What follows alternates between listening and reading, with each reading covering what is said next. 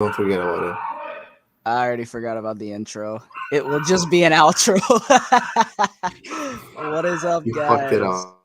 What is up, everyone? The episode you've all been waiting for. We're actually going to talk the madness that is transfers. Dave's ready. He's got the Lukaku in the background. I know Hristo's always ready. Yeah, let's just go ahead and get into it. Dave, how you been, man? I know you've been keeping up with Italy, Argentina. So how's Yeah, that? I've been good. I've been good, bro. I've been good since the last episode that we did where we pretty much wrapped up that season. Bittersweet season, so it's kind of like in the back window right now. I'm not really thinking about it. It's time to really start looking forward of the possibilities of next year, and that's the kind of stuff I like, man. Despite all the rumors, there's gonna be a lot of fake news, a lot of clickbait that we're gonna fall for. But I do like Mercato season where we could actually see the team take shape and we could start projecting what we could do. So yeah, I feel good, man. How you guys feeling? Yeah. I mean, I'm chilling. This is a fun time of year for me because one of my favorite movies of all time is Moneyball, the baseball movie where it's With just Brad all the Pitt? moves. Yeah, with Brad Pitt and Jonah Hill, just all the moves. I mean, Mm. it's the time of the year where everyone is on the same amount of points and anything's possible. So I mean, it's just always fun to speculate. Yeah, I mean, since it's like a Fantacostual episode, we don't have any limits. I'm sure we're gonna put our financial hats on and kind of laugh at the Cuzzles a little bit because of what's coming out. Oh We'll yeah, they touch. got their new ownership has there's some stuff going on there, right? Yeah, I mean, I think it's kind of soon for us to really delve into it, but the initial reports are not too good, man. It's like it sounds like Elliot just dumped them on them and knows that they're not going to be able to pay them back, and they're going to pretty much repossess them after a certain amount of time because uh, they, in order for them to complete the purchase, they had to take a 800 million loan from Elliot, right? And then they had to take another 200 million loan from I believe JP Morgan, and then the rest was their cash, which was like 300. So It's a loan shark deal. exactly, bro, exactly. So it's like you're starting off in what, over, well, about $1 billion debt, if the reports are true, but I don't know. When you think about it, like, it's just something that works in Elliot's favor, so that's why they would make that deal. But I don't know, man. I guess let's wait till it develops, and I'm sure we'll know much more. And our guy Bernard, I want to see what he has to say about that as well. Yeah, we gotta get all our finance guys in here because I know I'm not a finance guy. I can look at some numbers, but I don't know what they mean. Yeah. But Hristo, you've been relatively quiet. What's up? What's up? Give us something. Not much, Anything. not much. I'm just listening to you guys ramble, and I'm just ready to start the episode off by celebrating the third birthday of the podcast of the community that we Oh, have created in a sense. So Yeah, it's um, crazy. It's crazy. 3 years. I remember we started. We were only audio. I remember being very nervous. I remember also resisting the move to showing my face for the longest time. But yeah, it's here we are. We made it through a hell of a lot. I mean, we've made it through a pandemic season. We've made it through a Scudetto. We've made it through a season kind of getting back to normal. But I mean, we had last summer as well. There's been no shortage of ups and downs, and I'm sure there are going to be plenty more, even just this summer. So you yeah, know, the first episode that we recorded was like a week after the win against Empoli, I think, in the last round. yeah, The drama win, the D'Ambrosio clearing off the line, the Keita Balde getting a red card. canceling out So Brozo's late winner. I mean, well, late goal that would have put us away 3-1. Yeah, I remember. yeah. Oh I my remember god. listening to that episode. You guys, of course, you guys started off with I believe Mikey, Hristo, and Chino. Yeah, That shout was out Chino. before. Shout out Shout Chino. out Chino, absolutely. Shout out Chino. That was before I was on, and I definitely listened to that episode. I remember you guys were promoting it as a new podcast, and I mean, not only seeing that it's been 3 years now, which is a big, which is to me, it's a big milestone. You guys, we should definitely be proud of ourselves, and also seeing that I'm a part of it now, as well as like seeing how things develop. I'm very happy to be part of the journey, and I feel like we can make a lot happen with this. Yeah, yeah, it's one big fun family, brothers of the world. I mean, we hold true to the name. So can't ask for much It, more there. it all started like I know me and Chino actually spoke about a podcast idea back in like 2018.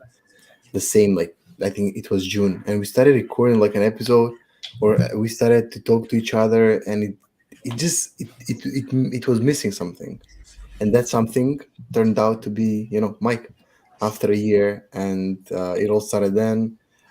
It's been an amazing journey.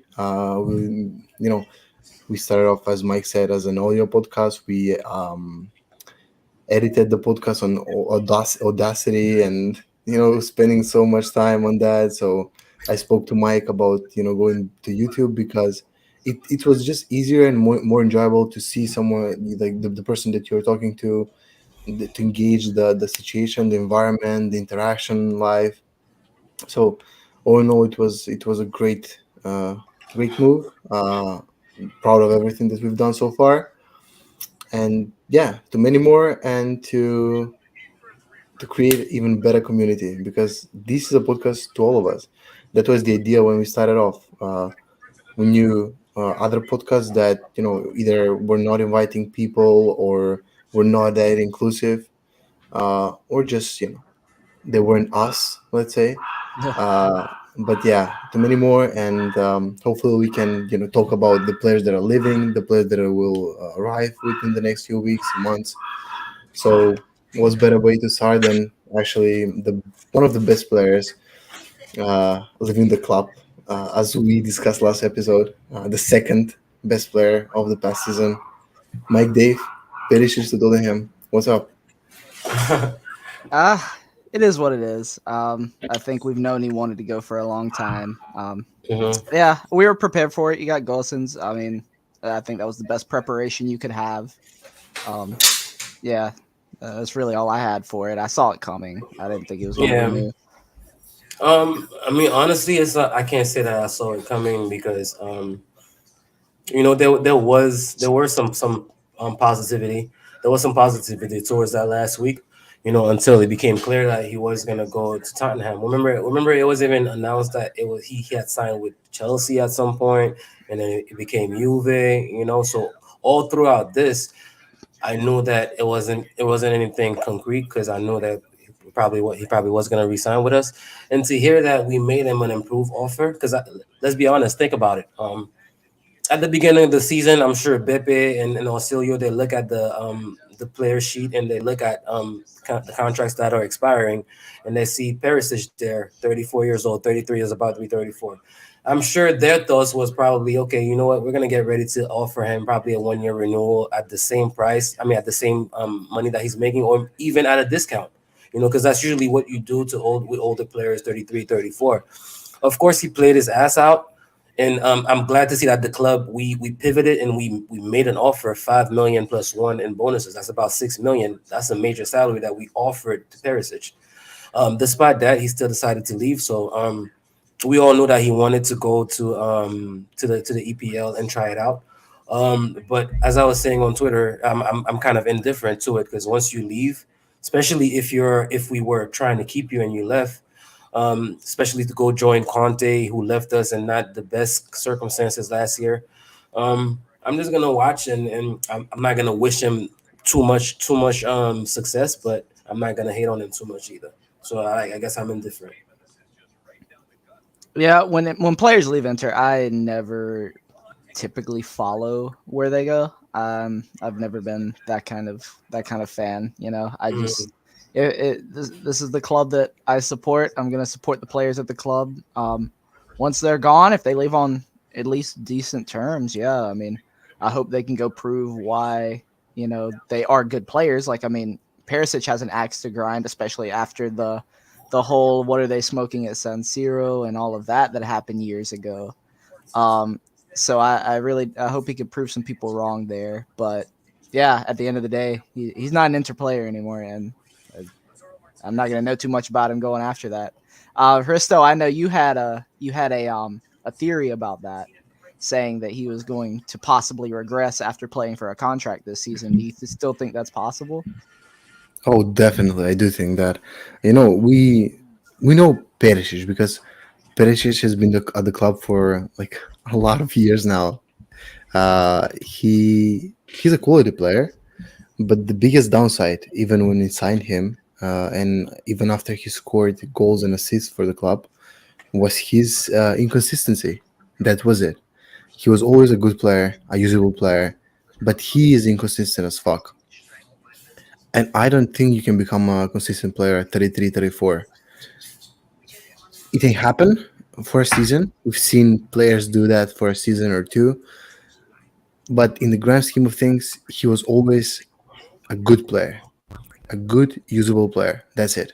Nothing major, nothing smaller.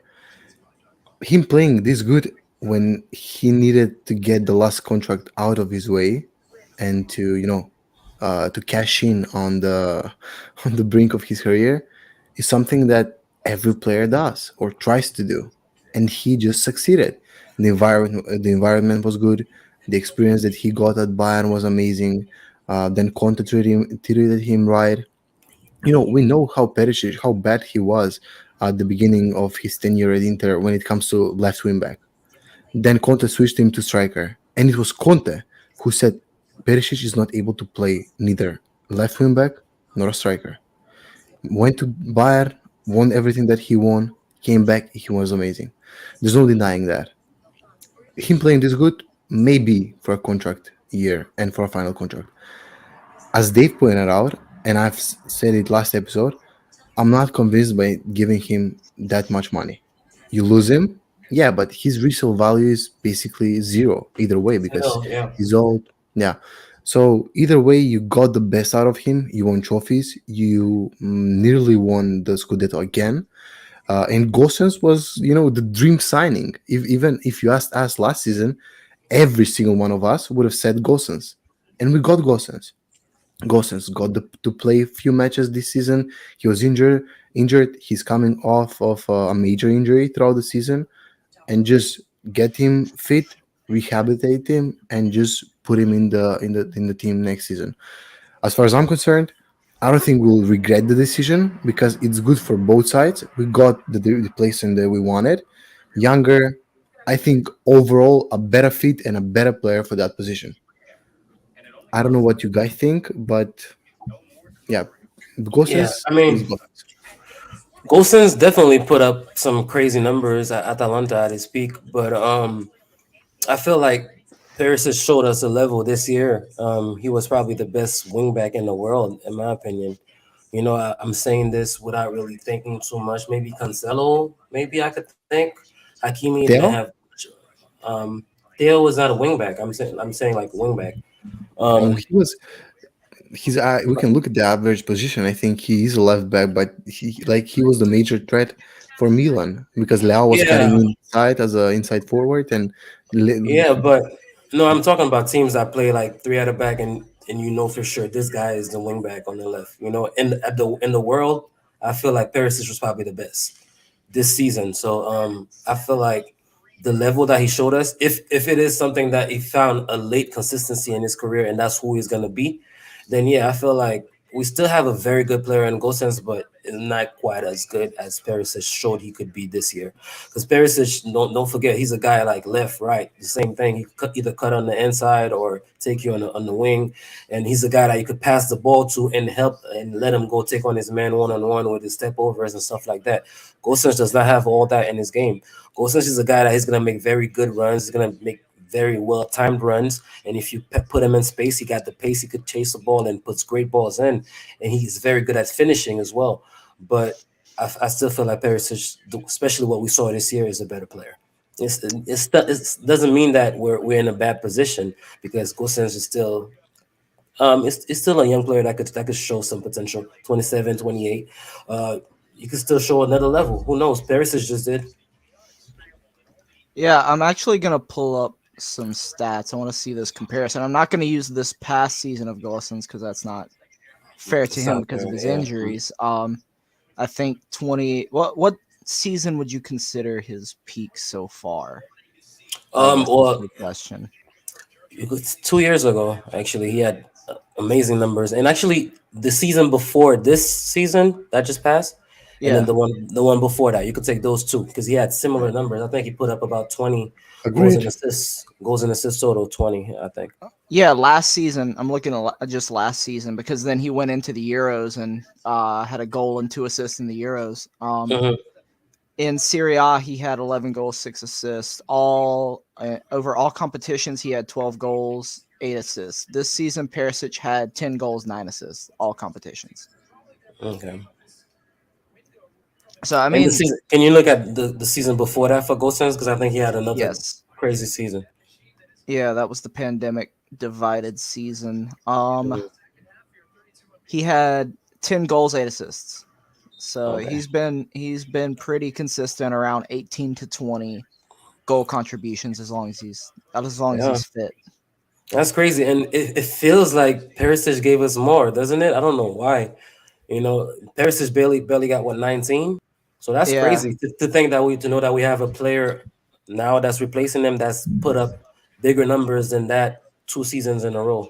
You Yeah, know, so yeah, Perisic's big thing for welcome. me.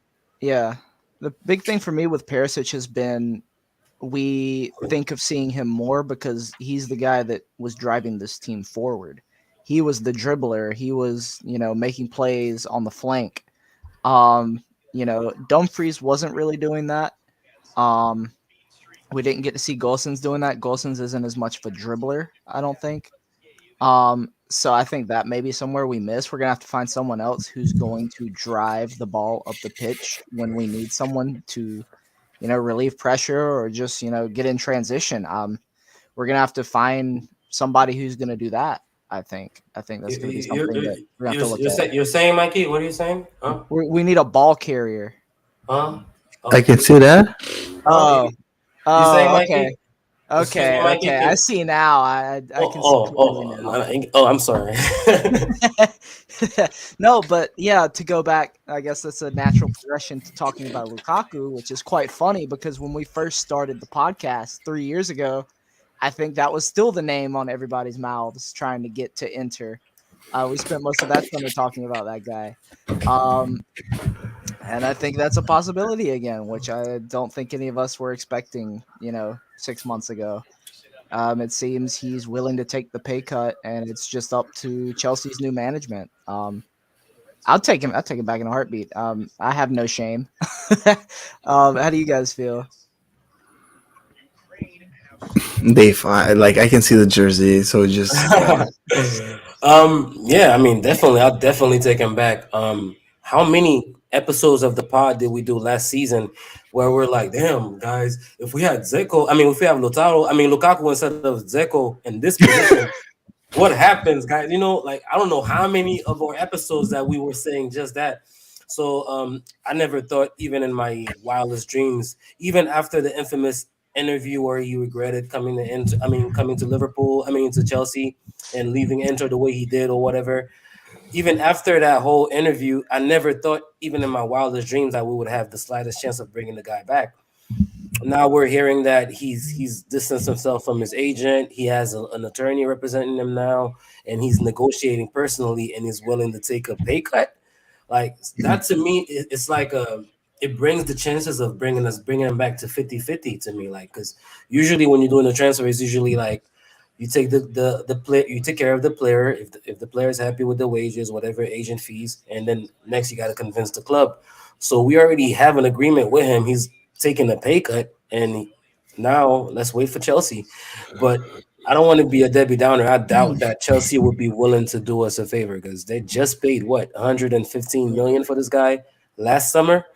Um, I feel like at the very least they will ask for an expensive loan fee, which we're probably not going to be able to pay. But it's good to see us trying, and if we can make it happen, I say we make it happen by any means necessary because this guy is exactly what we need. When we missed him sorely last season. Yeah, but when he left, I mean, that was Abramovich's money that bought him. This is someone else's money in there now. They have no skin in the game. So if Lukaku fair wants to point. leave, I mean, they might as well That's just a come great down. point.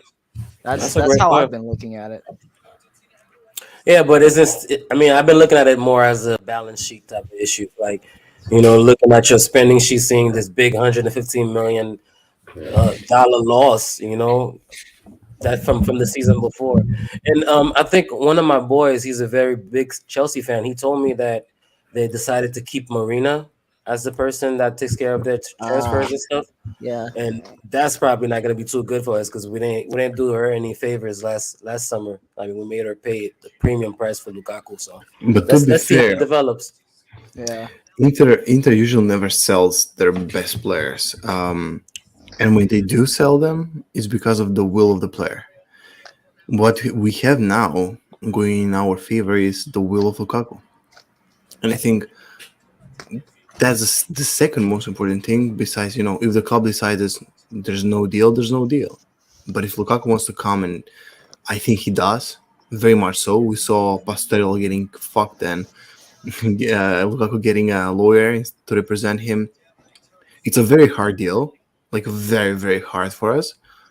But there's a chance. Like if there's a will, there is a way. And I You think do you think so though? Do you think it's a hard deal for us? Because it feels like we have the wages there, especially with Perisic refusing the 6 million that we're offering him, Vidal leaving, Sanchez, Vecino's already gone. I don't Like think the wages are a problem. I think the fee that Chelsea may want is the biggest problem because they paid 115. Yeah, but if it was 3 years ago and the value is amortized, they can sell him for like 30, 40 and not make any losses on it. But they it's sold still him like fresh just yeah, and the amortized value is not that high, and they have to sell him for much more to get him to be to zero on break the even. book. Yeah. Yeah. Well, what if you do? I've seen propose, 2-year loan. Then that gets you to that 3 years amortization. I mean, Or, I'm saying words that I don't even have know what they mean at this point. yeah, But No, you no, get it you're right. down to that 50, and I've seen that has been a projected like Yeah. option. Golden handshake, whatever, just I've for seen a the couple for people both discuss that seasons. as well. there's no But way he comes in any other way other than 2 year loan and then option or obligation to buy. Like here's my thing. we, Hold on, bro. I'm sorry. I think we got to do a little research on that because somebody was saying that 2 year loans are not legal anymore or something like that. So we have to see because the UEFA is always changing rules. Yeah. I know, but you know, it was illegal to own a player like 50-50. Yeah. They made like a loan deal to buy and then obligation to buy. Then obligation was on the books and now you have to find another way. Then it's option to buy, option to buy after certain games, option to buy if Inter qualifies for the Champions League. There's always a way around everything. A way around it. Yeah, I agree. And Yeah, and I mean, it could just be a 1-year loan, and then you renew the 1-year loan again, and then you throw that obligation on the second loan. Yeah, I'm sure Auxilio can find a way to do it. Yeah, for sure. I saw a comment from I think it was Mattia. That was something I was interested in. I think Hristo had something about it the other day too. He said that should we go for Kostic as a substitute for Gosens? I at first was really I was really big on that. Especially Kostic is free to go from Eintracht Frankfurt for 15 million, I think it is this yeah, summer. And for a player of his quality, that is a cut rate price. But Hristo, I think you had a good point on that. If you want to expand on it. remind me of that one.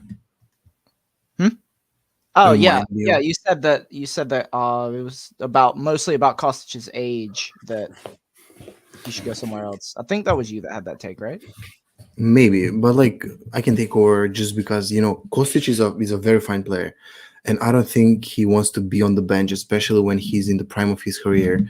Playing Europa League finals, winning them, winning matches, being excellent with Serbia, and so on and so forth. He doesn't seem like a player that wants to sit on the bench and just watch and collect the money.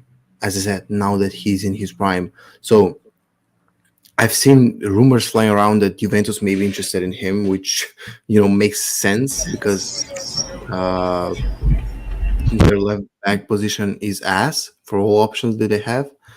But if Kostic arrives or if there's a possibility, I would be happy because there's no other way to find a better substitute for Gosens. Because Gosens Kostic on the left wing would be amazing, but the player that I've seen, rumors flying around for many clubs in Serie A is Udogi. Udogi has been amazing for Udinese, and I thought he was older. I thought he was like 23, 24, 25. He's 19, and he's homegrown. He's Italian. So that, it's a fucking win-win. And if you can get him for 15 million with inclusion of players, that would be, a deal of the year. Because getting him, settle in for a few years and then start him and get Gosens on the bench when Gosens starts to regress, or if there's a possibility for that, that would be amazing. But Kostic coming in, I don't mind that. I just don't think it's feasible financially for us because we are not able to pay a price for players right now. And Eintracht, being a club from outside Italy, doesn't seem like a club that would give out their best player on a loan or auction to buy in a year or so. Yeah, yeah, it makes sense. Once you like start talking about ages and stuff, I was like, all right, yeah, I get it. On other names I've seen linked other than Udogi, who I think Udinese will put a pretty hefty price tag on, is yeah, Indra Hari here said it. Andrea Cambiasso or Bellanova. I forget what Bellanova's first name is at the moment, but Hmm. yeah, those two guys are the much cheaper two options. I think Bellanova is closer to ending up at Juve. So Andrea Cambiasso seems to be the leading option right now. Yeah, I mean, personally, I like both players. I like both kids, but the only issue is, from what I've seen, Bellanova is he's right-sided. Yeah, Some on Enter Twitter have told me that he does play on the left as well, but from the few times that I did see him, he does stand out on the pitch. Playing in the shit team, he's super fast. He seems to have technique. He always looks up before he delivers the ball. You could tell that's a player that has a talent, so I wouldn't mind having him. I don't know what that left foot is like though. the positive Cambiaso. thing. He's also, sorry, Dave. He's like uh 6'2", 6'3", and he's a Milan Primavera kid. So So that means he has the fundamentals. When you come from a big team's Primavera, that means you probably were taught the right way. That's good. I mean, I wouldn't mind having him. Stuff like that. It also adds to banter. Let's say that he does come and he ends up being good. We could pull up some pictures of him in the Milan shirt and have some tweets firing off. But Cambiaso, honestly, it's a player that I feel meh about. He's like a Darmian type of player. He's a safe guy. I don't see him making mistakes that hurt his team, and I rarely see him being the reason his team is playing well either. He's very sound fundamentally. He gets the ball, receives it, makes the right pass. He doesn't make mistakes. So that's probably why we want him. But I don't see him as a guy that has a special talent that's gonna blow up in a couple of years. But you know how it goes. Whichever one we do get, I do hope that is the right choice and that he does end up being the best out of the bunch. And Udoji as well. I think Juve have been working on him for a while, so yeah, I'd be very surprised to see us being able to undercut that deal, especially given our financial situation. you know, But uh, yeah. I've seen a rumor flying around that they might be interested in Udinese, might be interested in a Gume swap for Udogi. And that's the only feasible thing that I can see. And the rumors flying around about Juventus, I think, are very valid. But at the same time, Alexandro, honestly, is shit. Luca Pellegrini has been average at best. So them going for a 19-year-old with have a decent season, doesn't make much sense. I think Kostic to Juventus makes a lot of sense. For 15 million, getting a left wing back that can play like 3 years at the top level, that's a no brainer. And Yeah. Villanova, just to go back, He's played 3 games this season, out of which 25 as a left wing back, only three as right wing back 25, left wing back three, two as right back, and one as a left back. So he doesn't seem like a left wing back. I wouldn't experiment with that. If I had to choose a player, I would go with Udogi being a replacement for Gosens. And yeah, Kostic to Juventus makes sense. Yeah, I That's mean, a good would you shout do out. it? Would you do that swap with, including Hagume though? Because I don't know. I don't want to let go of any of our kids before we actually get a great look at them and we could tell that they're not up to our level or the level that we would want them to be. Agume, he came. I mean, this kid has been making noise since he came as a 17-year-old, 16-year-old. So he Yep. came as a highly rated player, and I think we beat Bayern to him. City were interested, so he's been a talent that people are expecting him to blow up. So let's not just get rid of him like that, especially not over, like you said, Udoji. He's a kid that had a good half a season. Um, back the backup wing back is not something that we need to be going broke for. Let's just get us a safe player, Fair. maybe a Matteo Darmian type of player on the left, and then hopefully Gosens could replicate his form, and I'm sure he'll be very motivated. Again, he was Oh, left off the squad of Germany for the Nations Cup or Nations League, whatever it's called, those friendly games, and he's going to be motivated to not miss out on the spot on the World Cup. So I'm sure we're going to get the best of Gosens next year. So we don't need to be going too crazy over the backup, in my opinion. Oh, Yeah, and yeah. one more thing I wanted to say about Kostic to Juve. Do you think he really fits though? How is he as a left back? Because Allegri plays mostly a 4-4-3. I mean, a 4-3-3 or 4-4-2. Sometimes 4-2-3-1. You know, how is he as a traditional left back? Like, is that something Juve would want?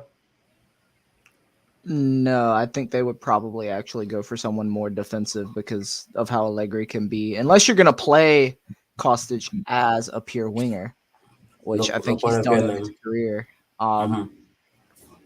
Yeah, he probably actually, to think about it, will stick with a three at the back team. Maybe Lazio comes back in. I know that they were supposed to get him from Frankfurt once already, but there was a email sent to the wrong person or something like that because that's always what happens with Lazio. But yeah, there's a lot of moving parts going on all throughout Serie A. I think this summer, I think it's going to be a lot of movement from all the big teams. Juve is going to have to do a lot to strengthen Milan with the way that new ownership looks. They might be picked off for a couple of players. I know we've talked about Leao to PSG as a possibility already. Uh, Roma's going to continue to improve. Mourinho's going to build off of that Conference League win. There, Mkhitaryan has been linked to Inter. I don't really like that deal, to be honest. I don't Really? know how you guys why? feel about that. I don't know. Let's I let's just let's unpack. You wanna Yeah. get him first? Well, first we're the brothers of the world. Let him speak his mind. Why do you not like the deal, Mikey? I mean, I get he's cheap. He's a backup, whatever. But like, do we really need another cheap old guy from Roma? I mean, Dzeko we got last summer. He was great for half a season and then was a Mhm. corpse for the second half. If Yeah. he's coming to do that, I mean, even you go further back, we had Kolarov come from Roma on a cut deal Mhm. and just was not Not His the good. same though. his But dog Argentina are literally Nope, getting they just their. missed. Oh, it was a miss, but I thought it was in for it because they've been peppering Italy. I don't know if they're not motivated or if it's really that difference of quality between the two teams. Italy are looking like um amateurs right now. But yeah, Mikey, here's what how I feel about Mkhitaryan. Just to give you a little pushback. I feel like we actually improved the squad a bit because I see him as a replacement of Vidal. We have Mhm. 30. What Vidal is what 35, 36 going out, right? And we have 33-year-old Mkhitaryan coming in. and this is a guy that could be a backup to Hakan. We all say it here all the time as well. Like, damn, the minute we take off Hakan, we know that this midfield is done creating anything because we don't have any Absolutely. creative players. So, and Hakan can't play 90 minutes. So having a guy like Mkhitaryan who did very well in the league as a starter, playing those kind of roles in a three in the middle of a 3-5-2 or 3-4-2-1, whatever Mourinho was using at times. I feel like he could be a very good asset for us. Bring him in at 75th minute. He still got pace for his age. He's very technical, can create some moves. Yeah, I feel like he's a good player that we've been missing since last year. If we had him last year, I feel like we could have done more. Just continuing to improve that backup midfield. That's what I want. What do you think, Hristo? Look, my favorite saying, American saying, is "Jack of all trades, master of none," Master of none. and that could be said for Gagliardini, Vecino, and Vidal. Except they're not, experts or anything of some sort. The point being, Gagliardini and Vecino are basically the same player with more and less brain. Um, Vecino leaving the club and being replaced by X, it's a good thing because so far we don't know who that guy is, but I think he's an improvement of Vecino because Vecino was unusable this season, like non-existing. He hasn't played at all in the last 2 seasons, pretty much for Inter. I know he had a pretty decent knee injury at one point, this but this season, yeah, he did. He was injured, pretty big injury. And Vidal has been underwhelming to say the least, with the exception of the goal against Juventus. For a player earning 6 million a season and one of the top earners of the club, I would say underwhelming is an understatement if you put it in that way. Mkhitaryan coming in younger, I think in a better form and overall not finished yet. For half the salary, I think it's a win-win because, as you guys said, he could be a replacement for Çalhanoğlu. When Çalhanoğlu gets tired for 30 minutes, he would be amazing.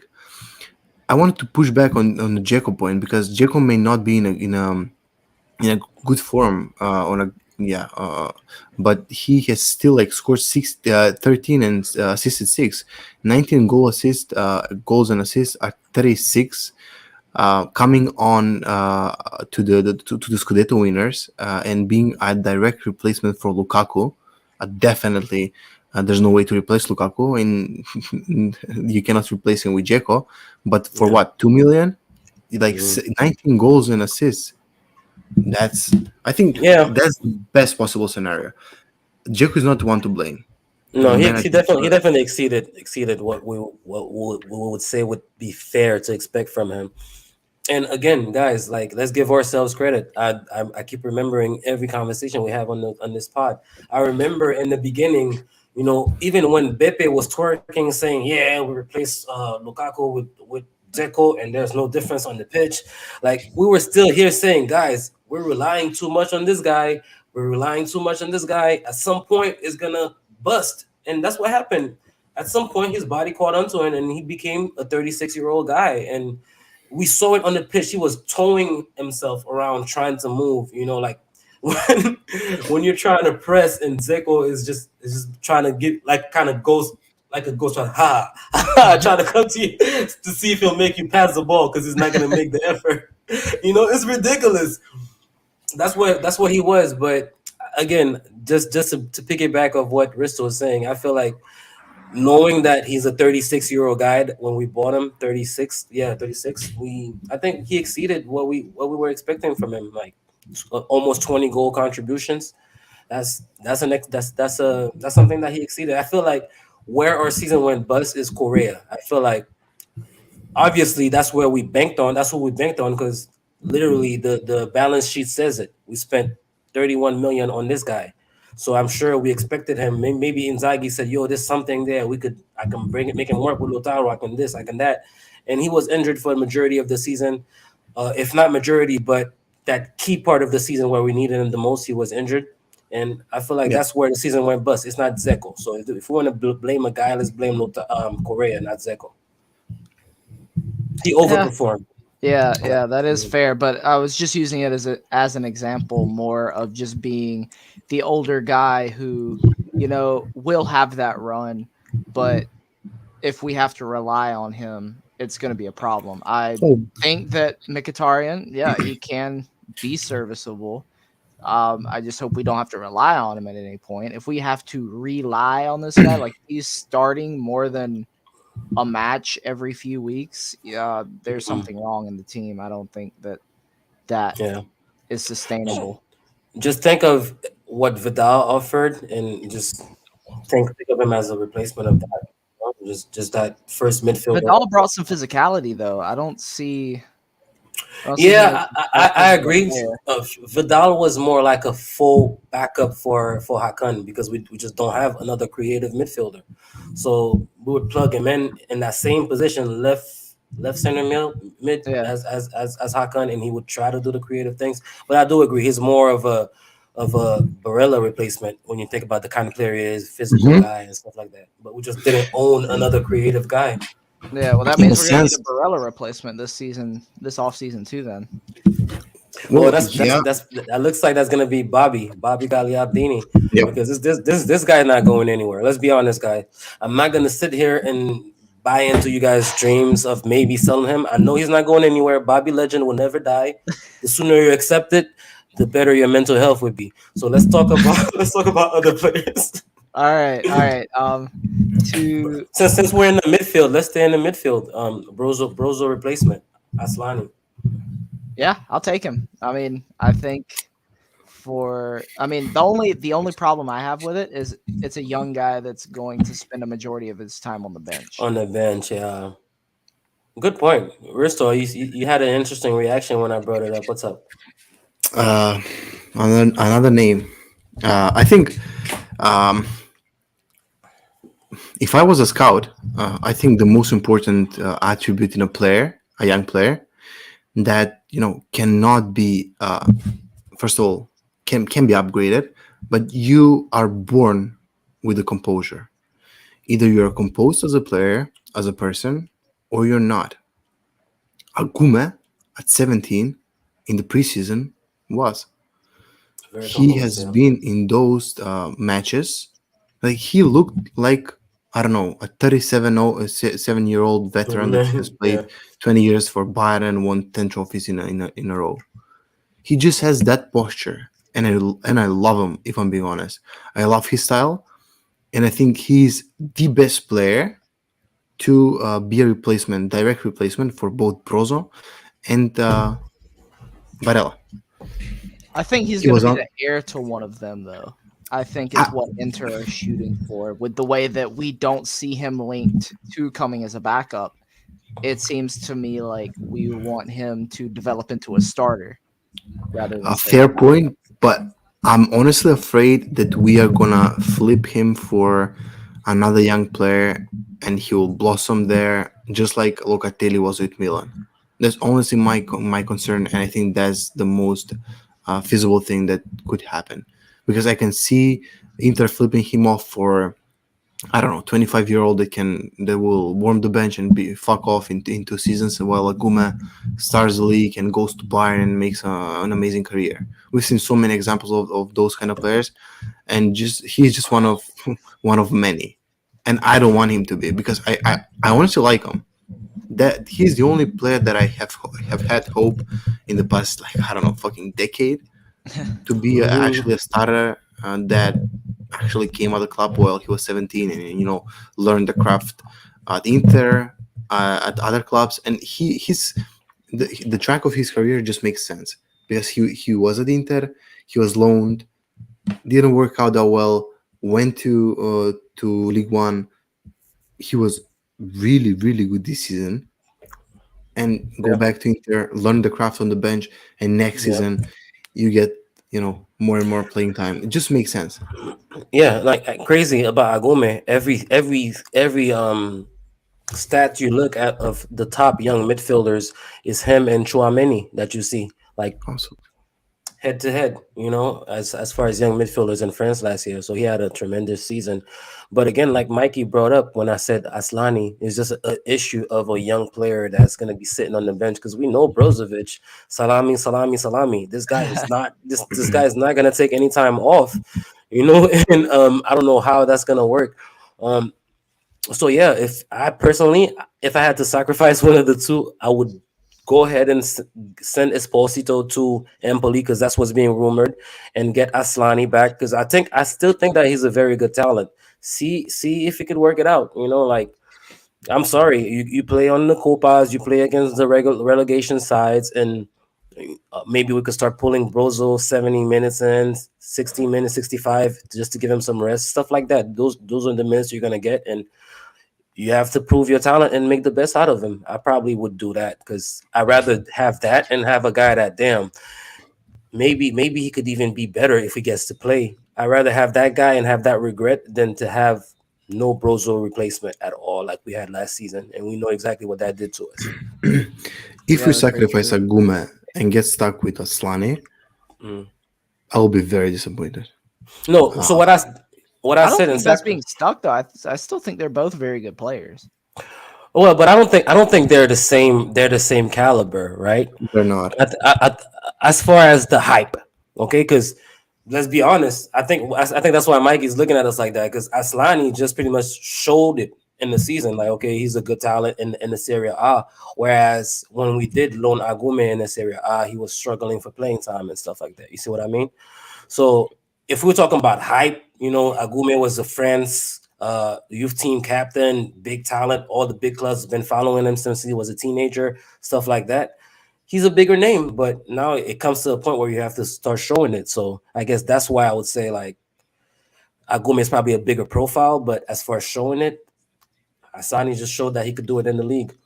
Come on, that's not feasible. That doesn't matter. Don't be one of those Premier League. Oh, he showed in the league. Who gives a fuck? He was young. He was like 18 at the time, and he's played like. Let me check.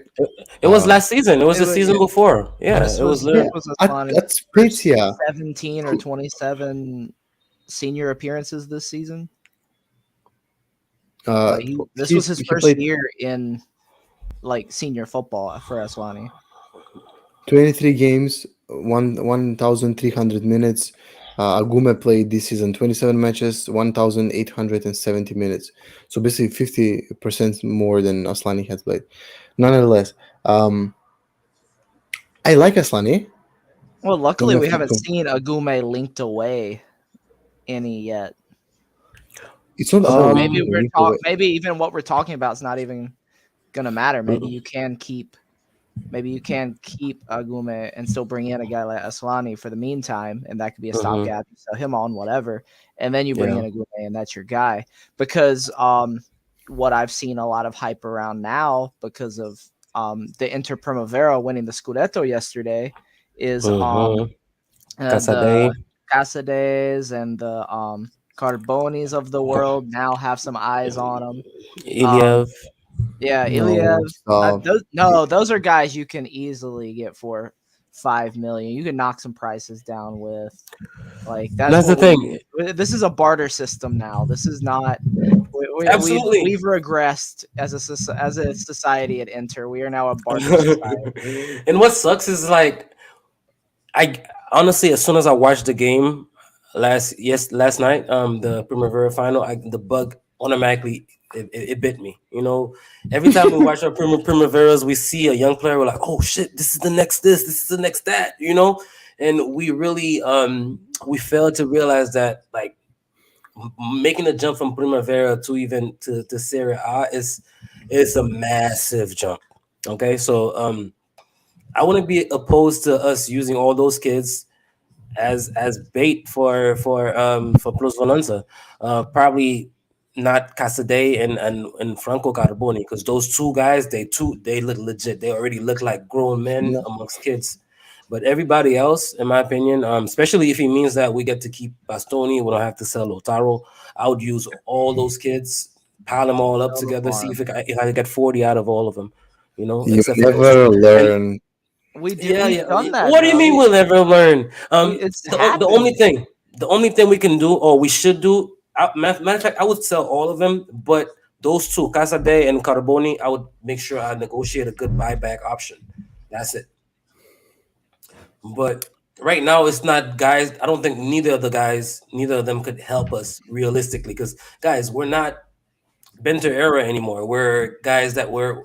I'm sure that once the season starts, we're aspiring to be right back to winning the Scudetto. We still feel like we can win it, and we're aspiring to go further in Europe. Exactly. So I don't think those kids they move the needle more or less for us. Right now, honestly, and I watch the games and they do look like big talents, but let's not overestimate what we're seeing in the Primavera.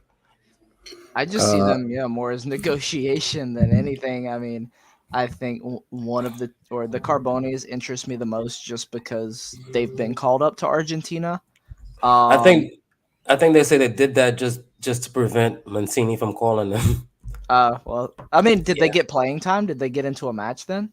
Oh, well, Mm-mm. then Mancini could still call them up. Just to call them because they haven't Yeah, played yet. yeah. Yeah, that's interesting. But still, yeah, I those are about the only two. I mean, I know Casade, I think that's a tall dude, but like I mean, when they showed him, he still looks like he's built like a straw. Like he's not ready for first team football yet. Yeah, he's just tall and he has the frame. Like I who? guess Casade.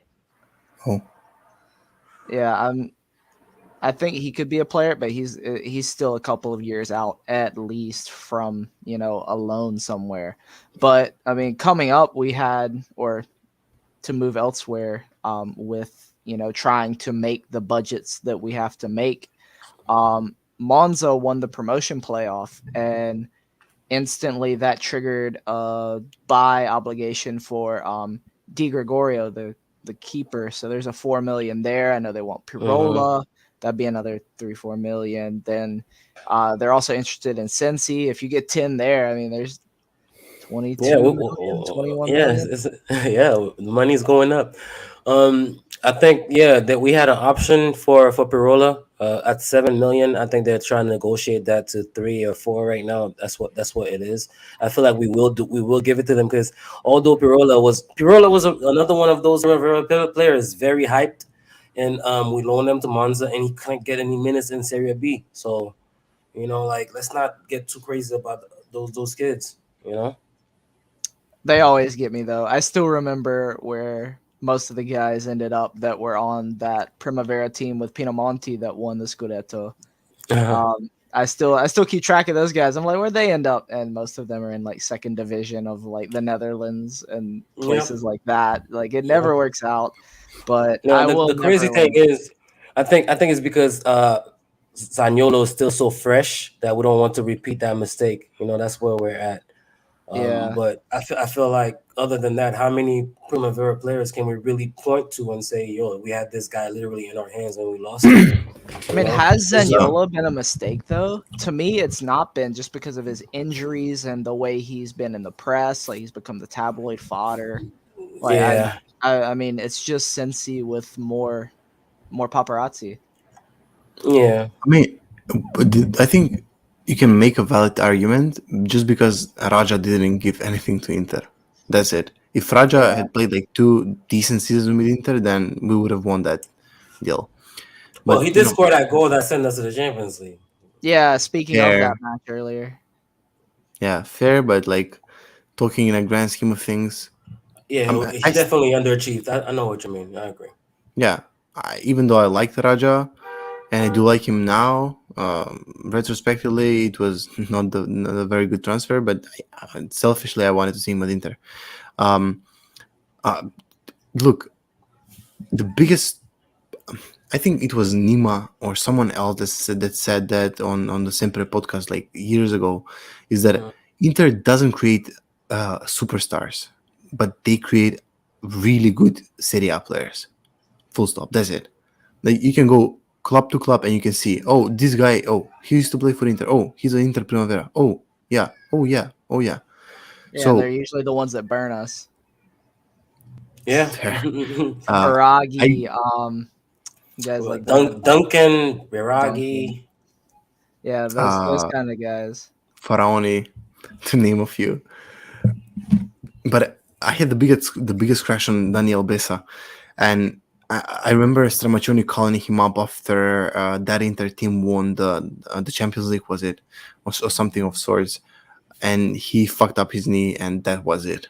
He's still a good Serie A player, um, but I really liked him like so much, and that team like that team consisted had players that became a decent Serie A players, such as Mike said, Biraghi, Benassi, Bessa. Like I think it was Di Gregorio at the time. I mean, there were a lot of them in the Serie A this season, actually, Yeah, because we yeah, could yeah. talk about Caprari. Is Caprari wasn't a Primavera player for us, right? No, he was just a I player thought he that we was. owned, and we moved them for Skriniar. I don't think he ever got to play Yes. for us. I think Manai. we bought him. I think we Manai. I think Yeah. we bought Caprari and we moved them the same summer in the We Skriniar bought deal. him for 5 million from Pescara, Mm, and he played a really good season. He scored like free kicks at the back end of the season, and then Sampdoria was really into him, and they got the bait. We paid yeah. some money for Skriniar, and we got him. Yeah, Uh, but Yeah. no, but being serious now, like we had quite a lot of guys actually in the league from our Primavera. I forgot yeah, Arnautovic yeah. was there, Benassi. Okay, Anton. yeah, Santon. No, did Santon play? Did he play this season? Oh, not this season. I'm talking like in the last, I don't know, 10 years. We have Oh, so many players that have played in the league and be hmm, actually like decent, average. yeah, Maybe we don't like them, but coaches like them. yeah, Spalletti liked them. I don't know. yeah. Uh, and just like for reference, Carboni, I can see Carboni is 19 years old, and he's only like 10 months younger than Aguma is. Same goes for Casade, like less than like a year younger than Aguma. Really? So yeah, Aguma is March 2002, February 2002, and what was the name? Not Casade, the other guy. Carboni. There's two of them. I forget. It Which doesn't one? matter. Both of them are, let's say, a year, 10 to 12 months, or younger than Aguma, and that's it. And they're still Guys, playing in the Primavera. That just shows you how good Aguma is and how highly guys. rated he is. Sidebar, guys. This Julian Alvarez kid, he is special, man. Like he almost scored a goal from the halfway line, lobbing Donnarumma. The nerves of this kid to even try it. You could tell he's one of those audacious players. He's one of those crack Could have talents. got that guy, man. I wanted Yeah, we him. I was down yeah. bad. It's down bad for that guy. Oh, bro, I'm still craving for Casemiro. We were linked to him while he was at Porto, Yeah, and then I something remember. happened, and we didn't, and we barged over like a few million, and then when he went on to sign for L. Another name that I thought of yesterday when I was looking at the Nations League, I saw Ukraine and I saw Shakhtar's keeper, and he's Oh, going nowhere Sherman. so far. Yeah. Yeah, like what the fuck happened, bro? Get him in. Get him in on a loan with option to buy. I think only Inter fans rate this kid because Oh, he's actually good. Yeah, I against think He's us, he's good. every time I've seen him against us, he's been good. Mhm. yeah, he was good against Real Madrid in those matches with them also. Yeah, I don't know why Yeah. we haven't seen him link. I mean, I guess cuz we already had the deal done for Onana that Oh we no, haven't no, seen yeah. anything for anyone Mhm. else who I'm still really excited to see. Like I think that's something that we've taken for granted because it's almost been a done deal for a year that Mhm. Fair. we've talked very little about Onana, but he hasn't given us too much to talk about because he was Yeah. pretty underwhelming as he's tried to get back up to full speed after a suspension. But Mhm. I'm still excited for that guy. I think that's going to be really interesting. I mean, Dybala still being rumored. Um, do you guys are you more or less confident now than you were weeks ago on that deal? Like, but just because nothing's come out. Yeah, I mean, I'm pretty confident actually. And ironically, I am confident. I am more confident because I haven't heard anything. It's Yep. because it kind of feels like we know Beppe in his eye situation when he did a little wink, like yeah, He's always got well, both eyes on the prize. yeah, yeah. He was like, yeah, Dybala, oh, very good player. Would he play for Inter? I hope so. Very good player. And earlier before the match, Zanetti said the same thing. Like, um, Dybala, great player, grandissimo. I would love to have him at Inter. So Well, I know Lautaro had a little smirk when asked about Dybala as as well. well, I know right? there's been a little bit of I, smugness around everybody with that. yeah, poor guy, man. He's about to come in right now at the 90th minute. But yeah, I'm pretty confident that it is gonna go down. Although the initial reports were that okay, we're slowing down on him and trying to see if we could pull off Lukaku. I don't believe that at all. I just believe that it was just somebody using that Lukaku news and the lack of news for Dybala as like a clickbait I type of think story. both are possible because I mean, with all the wages going out of the club and the reductions, I mean, there's still you Yeah, can still have a lower wage and bring both of those guys in. I don't think both were possible with while keeping Lotaro, to be honest. And of course, we're gonna have Zeko.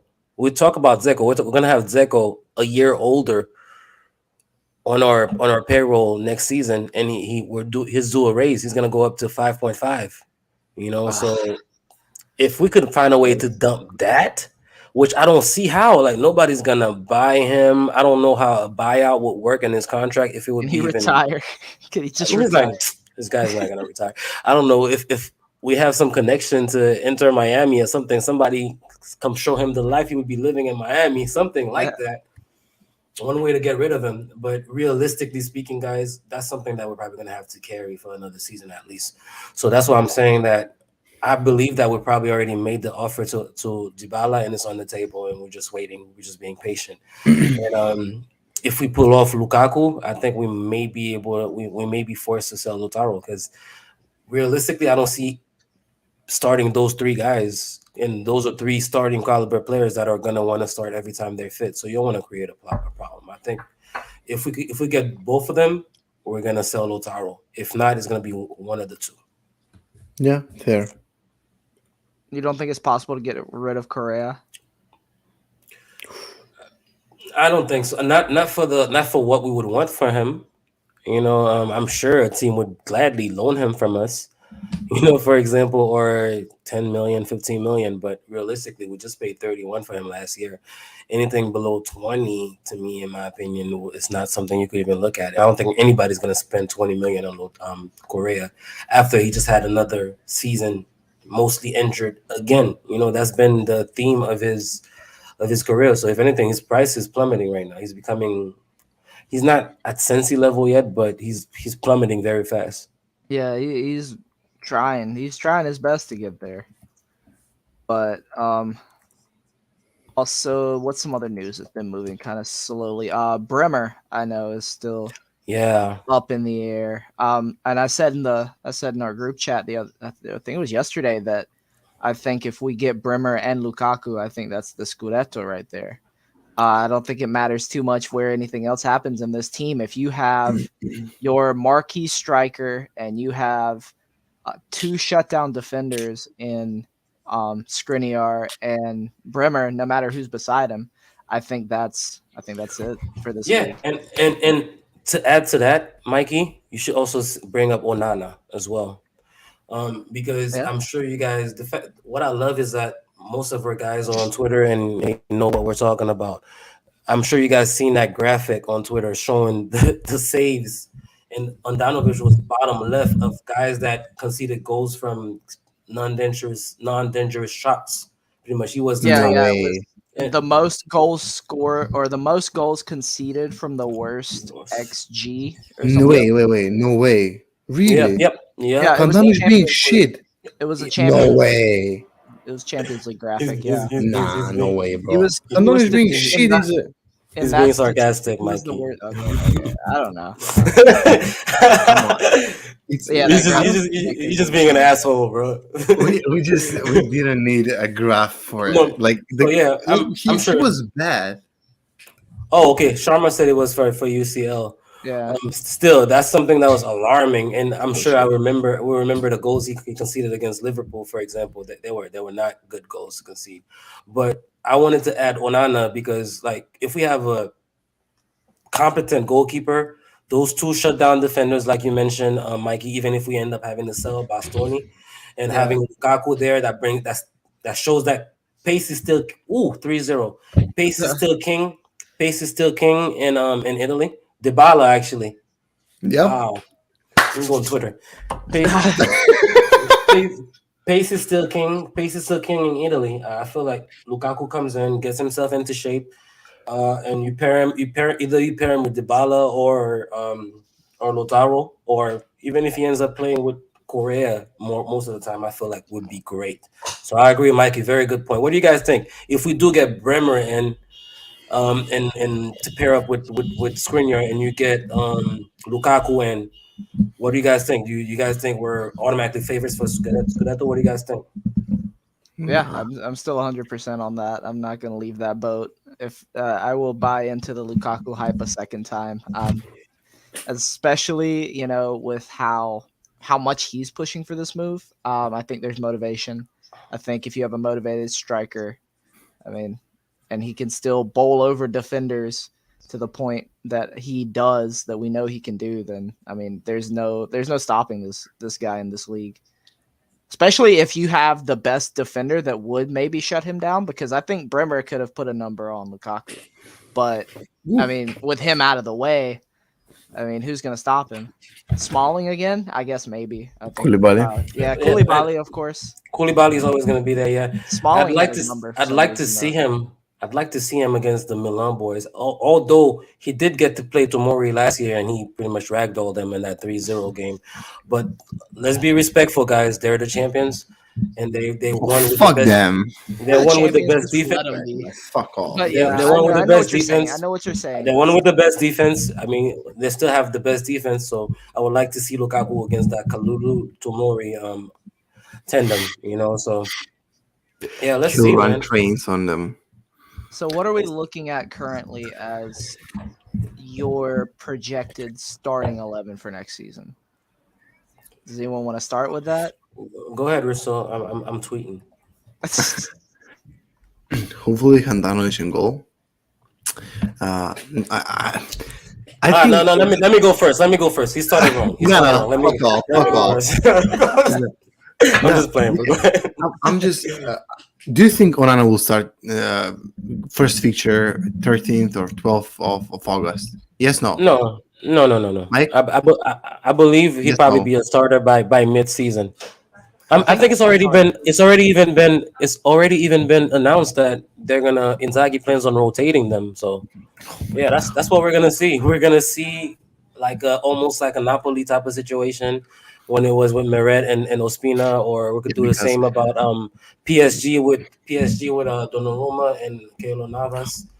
And none I of There's going those to think be plenty of situations work. matches. There's going to be plenty of unless matches. Onana comes into camp like a damn Thundercat, like catching everything, He better reflexes out the does. ass. Unless he Okay. does, then I'm completely fine with easing them in into a new system, a new team, and all that, but now it's gonna be a situation where when Handanovic concedes one of those stupid goals where he tries to use his laser vision, we have somebody on the bench where we could just riot like, "Hey, we want Onana," Yeah. So yeah, go ahead, Risto. We wanted the starting 11. You didn't give us all of it. I We got mean, one. I think Yeah, just one. it's very early. I think Handano starts game one of the season. Whether we like it or not, I think in their eyes he's the safe choice. In our eyes, not so much. Skriniar is a guarantee. I would like to see Bremer and Bastoni, but Bastoni might be shipped off, which we still have no news on that. I think there'll be more news in the coming weeks as the month of June just progresses. I would like to see Dumfries start or at least stay at Inter for the foreseeable future because he just started playing good and the season ended. He had a a few months at the beginning of the season where he needed time to settle in, to learn the league, to learn the on and offs and whatnot. I'll still think that Barella, Brozic, and Chalhanoglu will start in the center of the midfield. Gosens is a sure starter on the left. Up top, up top, huh? Oh, Lukaku Lautaro. Ooh, Lula's back. wouldn't that be something? Okay, oh, my turn, my turn. Personally, I do believe that Andanovic is going to be our day one starter, but I want to give I'm going to give my starting 11, let's say my mid-season starting 11 when things are really getting in the thick of things and we're talking about going into the second round of the CL, stuff like that. I expect Onana to be our starter by then. Um, Skriniar on the right, Bremer in the middle. Um, I'd probably have, realistically speaking, since if guys we need the money, uh I'll still have Bastoni there as our left center back because he put his foot down. I don't think he's gonna move. We're probably gonna have to kidnap him and move him. He doesn't want to move. After the rumors intensified, I'm sure you guys saw he posted on Instagram near Azzurri. He posted the tattoo that he had of the San Siro and all of that. So he's made it clear that he doesn't want to move. So I'll say Bastoni's still there. Um, or midfield still intact, starting midfield. Of course, Brozovic, Barella, and Kalanoglu. Um, Gosens obviously on the left. Dumfries, I think he's gonna be here still.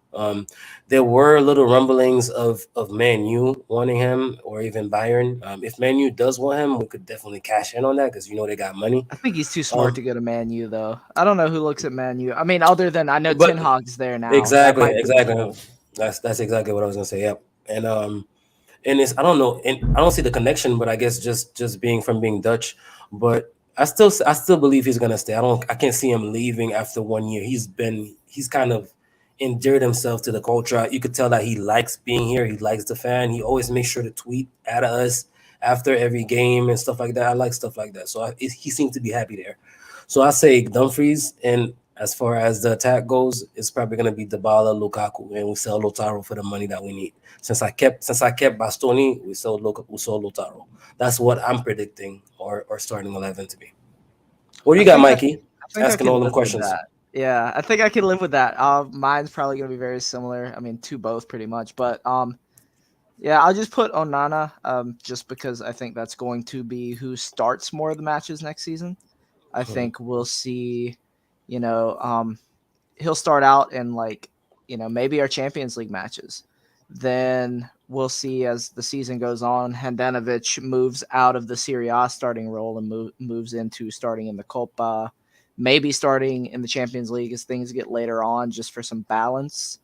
But I think Onana's going to have more starts. Then you're going to have Skriniar because I've even just seen today that he's been in the media Bro, basically I making love sure this that guy. he's going to stay. Yeah, He is making this sure he's this going to guy, stay. like I retweeted that article. I mean those somebody I translated some of the quotes. I retweeted that, and I said this guy's been campaigning to be a captain for 3 years because Yeah. he's pretty much saying, like you said, Mikey, like yeah, he's talking about Hamzik, a guy that stayed at Napoli for most of his career and stuff like that. He said he would love to do the same. He loves being here. Blah blah blah. He's looking forward to winning the Scudetto. Everything as a fan you want to hear a guy say that's your captain. He's been saying it. So I'd be very, very disappointed if they manage to give it to Barella or something like that, something crazy like that next year. Yeah, there's no way. Like you got to Or give even it to him. Brozovic, because we saw when Honda was hurt, it was Brozovic surprisingly that did get the armband. So I don't know what that means, but Yeah, yeah. I don't I know. mean, it's just something to see, and I don't think Skriniar seems to care about the armband. He's never said that Mhm. he wanted it. He's just said that he wanted to be at Inter, and he's like, "Yeah, I've got a contract. I'm not leaving. I don't care about the Yeah, marketing." no, but he had the one interview where after the match that he did get to wear it, he was talking about how much of an honor that was, how heavy. He said the armband was heavy on his arm. He knows what it represents, stuff like that. Yeah, he kind of hinted at it, but I don't know. Either Yeah, or. I hope you're right, Mikey. I hope if he doesn't get it, it's not something that matters to him. It's not like something that makes him discouraged or makes him feel some type of way. And he keeps giving us 1,000%. Yeah. So you've got Skriniar, then Bremer, then yeah. I guess it would be very risky to sell Bastoni just to lose two of your starting center backs, and I can't really think off the top of my head anyone who would come in. I know I've seen some names, but I can't pull them off the top of my head. So I'm not going to go out on that limb yet until I see anything concrete. So I'm going to leave Yeah. Bastoni there for now. Then I think you have to keep Dumfries because that's one of the guys that has the very professional mentality, the very strong mentality that you lose some of that with losing Perisic. So you still have to have that coming from somewhere. Great And so shout. having him, you still need to have Dumfries, then Barella Brozovic Chalanoglu, our own version of BBC. Um, but yeah, Golson's on the left. Up top, yeah, Lukaku, and I guess you have to say Dybala because you've got to get the money from somewhere, and that's your one lump sum right there that you won't have to worry about anything else. So I guess he could go. I know Barella's been rumored to go. I don't think that's gonna happen. Uh-uh. So yeah, we know who the two most eligible are, and it's gonna be a coin flip between Bastoni and Lautaro to see who goes. But I think Bastoni stays at least for now, and Lautaro is the one that goes. Yeah, I mean, I guess we both agree. What did you say, Risto? Did you say Bastoni is the one that's gonna get sold, or Lotaro? What do you think? I think. I mean, I mentioned neither of them. But if I had to choose one, Wait, he put both of them in his starting lineup, didn't he? yep. So you're not selling nobody No, I just trust Morota to to figure a way out. yep, to fuck the system once again. Uh, I just look. It's easier to find strikers than it is to find defenders, world class defenders. I agree. But And would you say? I mean, would you say Bastoni is quite there yet as far as world class? uh, neither is Lautaro though. I don't think Lautaro is a world class. Would you put him in the top echelon of strikers? Absolutely not. he'd have to be at the bottom of the top, if anything, but I don't even know where that would be. I mean, if you're And talking about 10, guys, listen, we did promise we're doing fantasy ball today. Let's do a little fantasy ball. Can you name 10 strikers better than him in the world right now? Lewandowski, Benzema, Haaland. Uh-huh. Is Mbappe a striker? I guess so. I Yeah, I think mean, he plays through the center most of the time. No, I guess you can give him that, yeah, Mbappe. was that four? Vlahovic, Vlahovic, yeah. Leao. Leao is not Lao's a a winger, striker. right? He's a winger, yeah. I mean, And even then, I wouldn't say he's better than Lautaro because Lautaro just scored 22 goals in the season, and Leao barely cracked 11. So no. oh, thank you. You just made my argument for Leao. I can use that against you in the But for future. but for a winger, those are Thank great numbers. Though, you. so whatever. No, Giroud was their striker this season for the Harry most part. Yeah. Kane, Oh yeah. How can we Kane. forget Harry Kane? We're tripping. Yeah, definitely. Kane, definitely. Lukaku. Kane is top 3 to me. Uh, you said Kane, Lukaku, still so 7. Yeah. Yeah, we're still at There 7. must be like few, bro. Like I wouldn't put it. I wouldn't put Lautaro in the top 10. Like let's be honest. He's giving me the smile, but you can't give me names. No, but like, would you Uh, consider Mane? I think No, mine is Mane. not a striker. no. Or would you Salah put? is not a striker. I mean, who could we put there then? Salah a striker for his 10 years. Strikers aren't really. It's not really that many strikers out there. That's the point I was trying to make. You know, There must be. Let me go through. Who does Atletico have? Cristiano. Somebody said. I guess now he is a striker. So I'll still Griezmann, say Joao Felix. Nah, neither of no. them. No, I No, mean Griezmann's been like a center forward, but he's not better than Lautaro right now. Griezmann hasn't done shit in 2 years. Like, I don't think Felix is ever going to live up to that price tag that he got. mm-mm. That's going to be Timo tough. to Timo do. Werner is not better than Lautaro. You know. agreed. Yeah. So Would you guys, put if we like doing a Cavani still maybe? No way, No. not better than Lautaro. If we're doing the top 10 right now, best strikers, I Lautaro guess has he's to got to be be has like to be eighth or he ninth. has to be No, in it. you Yeah. He has cannot to be say in it. like that. I I'm, just I'm getting refuse to some believe shouts that. there. Somebody said Patrick Schick. How did he do this year? I remember He he had a had crazy great numbers. season. He had a great season, Yes. Yeah, but Who I said mean, that? he hasn't had as many seasons at that mhm, level as Lautaro has had. exactly. Dick, Like, do you want me to what's up? read Sheik's number this season? I know he had great numbers. I know he had great numbers, and You ready for that? I know the Bundesliga is it seems to be like where you go to score a bunch of goals because what's his name? The kid that flopped in at Milan, Silva, Portuguese kid Silva. He's killing it yeah. over there as well. You know, I Nkunku having crazy numbers. you, Like, please, you, please, you, you're not about to start hanging Bundesliga numbers over my head right now because I don't respect the Bundesliga. wow. For a Let guy me that see. supports a Serie A club, Okay, fine, but okay, even if you want to give him shit, right? It's still eight, I'm still nine. not putting Schick over no, I'm Lautaro. not I'm putting not putting Sheik. Chico I'm not. Lotaro. I'm not. So, I'm He's guys, not. 24 goals, I, 5 assists. That's two more goals than exactly. Lautaro, right? Yeah. That's still good numbers, but No, So no. still lower than Lautaro, I Lotaro. think in all competitions hit 30. wait, Mike. Wait a second. Did he? Sheik Oh yeah, because he scored a bunch in the Copa. Go in the ahead, bro. book I'm sorry. in the Bundesliga, he scored 24 goals, assisted 3 times in 27 games. 27 goals and assists in 27 games. He only played 27, and he had 27 goals and assists. I think Sheik. I like Sheik as a player. I've always had liked him, and just because of his style of play, I don't think he's better Okay. than Lautaro. Let's be honest. All right. So see, my point stands. I don't know, guys. Maybe it may be for a lack of quality strikers going around, but right now, if you're doing a top 10 of strikers, keyword right now, Lotaro has to be in it.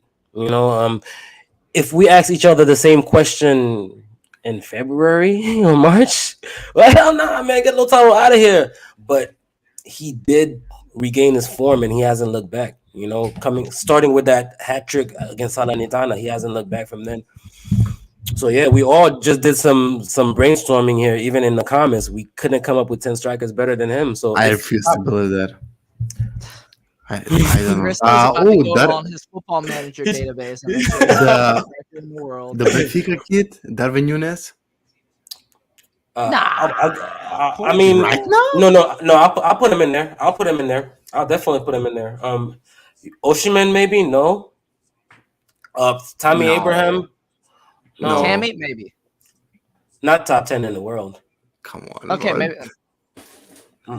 He's around Because the. He's got guys, to be around the same echelon that what Lautaro is. makes We got to be zeroing in on like some I don't kind of. think so. I don't think so because we You don't just saw think so? Lautaro dominate on a national. I mean, on an international level as well. A goal and an assist and for Argentina. I don't think Tommy Yeah. even gets call ups. You know, so that to me means Lautaro is still I mean, hovering above those guys.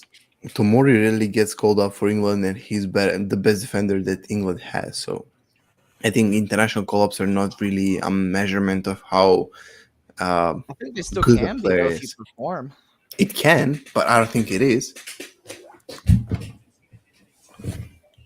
Yeah, I guess he's got to be what like eighth, ninth in the world. I mean, if you add Lukaku, I mean, you're going up to like I would say like what like a top five striker. I mean, because I think you're looking at one or the other at this point. I don't know. Yeah. Well, I guess we'll have to see. But yeah, okay, we'll have to get these 11s up. We'll have to make some kind of graphic, and we need to post them and on stick to Twitter. And them. then every week, if something changes, we have to compare it to what we had. So that's gonna be our running. That's gonna be our running summer thing.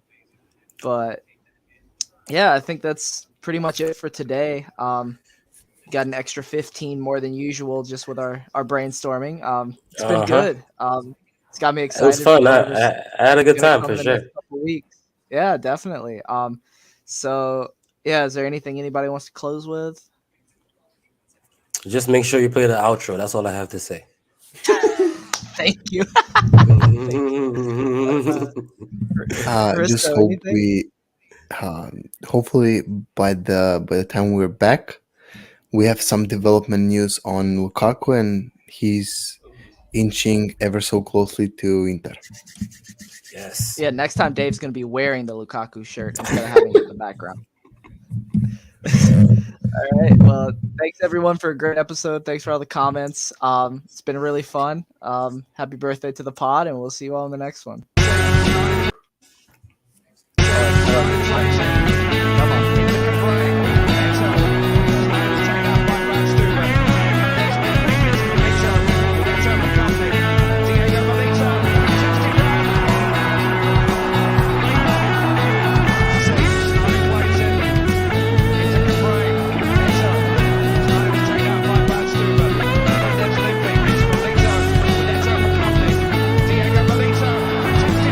Brothers and sisters of the world.